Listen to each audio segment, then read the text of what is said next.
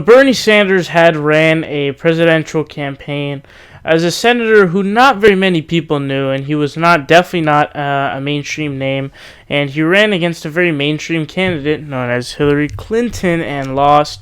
A lot of Democratic voters have now been displaced because WikiLeaks emails proved a lot of the concerns that Democrats, specifically Sanders supporters, of course, had, that the Democratic National Committee was trying to rig the primary against him. But today, Bernie Sanders has yet again criticized the current plan of the DNC, which is an epic fail, and they got a lot of heat for something on Twitter I saw, and they said, and I might do a story on this, but they said this Trump care plan just needs a, quote, revision, instead of saying we need a single payer Medicare for all system, which is what we need. But anyway, so Bernie Sanders has been eviscerating the DNC, and here's what he said. The truth is, and I think anyone who objectively assesses the situation has to appreciate, that the model for the Democrats have followed for the last 10 to 20 years has been an ultimate failure. That's just the objective evidence. We are taking a right-wing extremist party whose agenda is opposed time after time, issue after issue, by the vast majority of the American people. Yet we have lost the White House, the U.S. House, the U.S. Senate, almost 2/3 of the governor chairs. Oh my gosh, it just crashed on me. Wait, I'm going to get back to it. I'm sorry.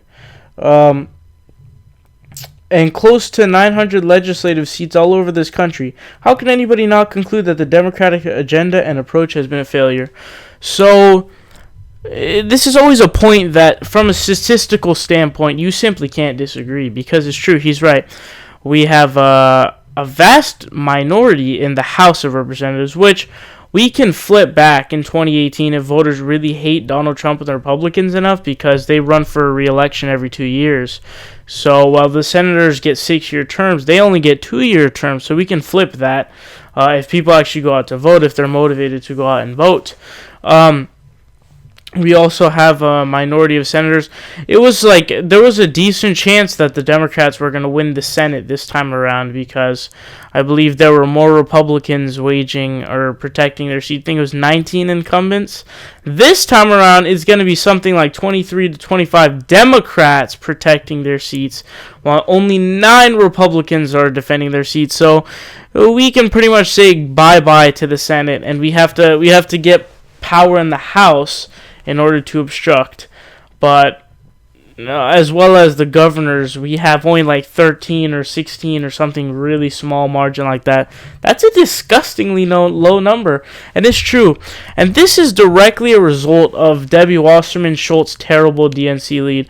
And we know this to be fact because the corporate dude, Harry Reid, who's the former Senate Minority Leader in the past Congress, had said himself that he had to do everything in Nevada himself, and he literally said Debbie Wasserman Schultz DNC was garbage because there was no 50-state solution, all these different things. You have to be able to campaign.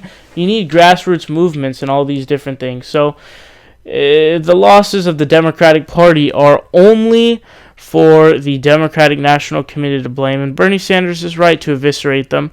And something interesting for you guys to know, currently 44% of Americans consider themselves independents. So I don't know why independents get such little numbers, but this whole hysteria that they can't win should go away. And that's why I'm in support of all these different movements. It's crazy, right? Bernie Sanders just absolutely destroying them and dropping truth bombs. He's got to be really angry because Tom Perez won, and he was legitimately put in simply to stop Keith Ellison and the supposed progressive Keith Ellison and the progressives who wanted him to win from getting in. So that's, how disgusting is that? He was only put in there to prevent Keith Ellison, not for him to actually run, because he came in like a month later. All the momentum was for Keith Ellison. He should have won, but the DNC again, not really representing the people. And Bernie Sanders eviscerates them once again. Don't forget to check out my Huffington Post article. The link will be down below in the description. Subscribe. We just broke 3K, and I appreciate it.